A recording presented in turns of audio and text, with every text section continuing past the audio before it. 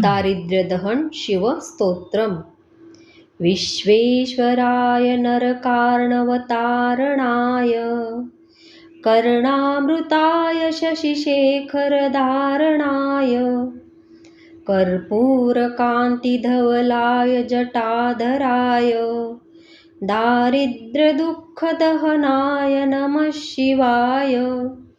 गौरीप्रियाय रजनीशकलाधराय कालान्तकाय भुजगाधिपकङ्कणाय गङ्गाधराय गजराजविमर्दनाय दारिद्र्यदुःखदहनाय नमः शिवाय। भक्तिप्रियाय भवरोगभयापहाय उग्राय दुर्गभवसागरतारणाय ज्योतिर्मयाय गुणनामसृणुत्यकाय दारिद्र्यदुःखदहनाय नमः शिवाय।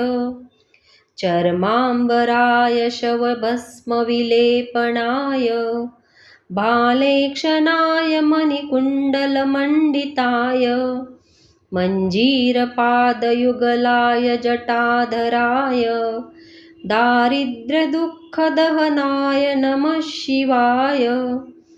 पञ्चाननाय फणिराजविभूषणाय हेमांशुकाय भुवनत्रयमण्डिताय आनन्दभूमिवरदाय तमोमयाय दारिद्र्यदुःखदहनाय नमः शिवाय। भानुप्रियाय भवसागरतारणाय कालान्तकाय कमलासनपूजिताय नेत्रत्रयाय शुभलक्षणलक्षिताय दारिद्र्यदुःखदहनाय नमः शिवाय। रामप्रियाय रघुनाथवरप्रदाय नागप्रियाय नरकार्णवतारणाय पुण्येषु पुण्यभरिताय सुरार्चिताय दारिद्र्यदुःखदहनाय नमः शिवाय। मुक्तेश्वराय फलदाय गणेश्वराय गीतप्रियाय वृषभेश्वरवाहनाय मातङ्गचर्मवसनाय महेश्वराय दारिद्र्यदुःखदहनाय नमः शिवाय।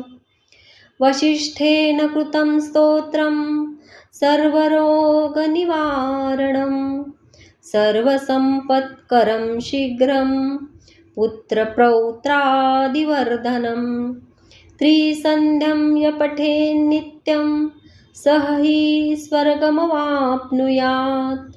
त्रिसन्ध्यं य पठेन्नित्यं स हि स्वर्गमवाप्नुयात् इति महर्षिवसिष्ठविरचितं दारिद्र्यदहनशिवस्तोत्रं सम्पूर्णम्।